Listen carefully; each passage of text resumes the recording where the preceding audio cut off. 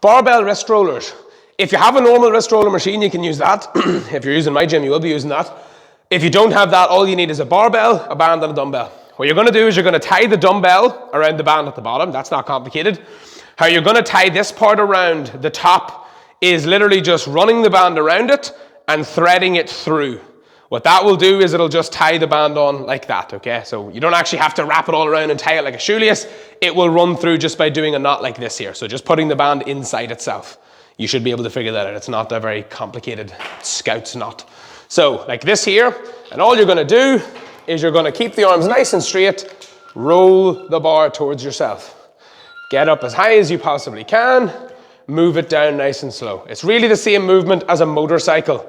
What you do want to do though is you want to make sure that you don't let it drop at any point. I'm not letting this drop freely and taking the tension away at any point. I'm making sure that I maintain this same tension the whole time. All the while my arms are working, all the while I'm working, okay?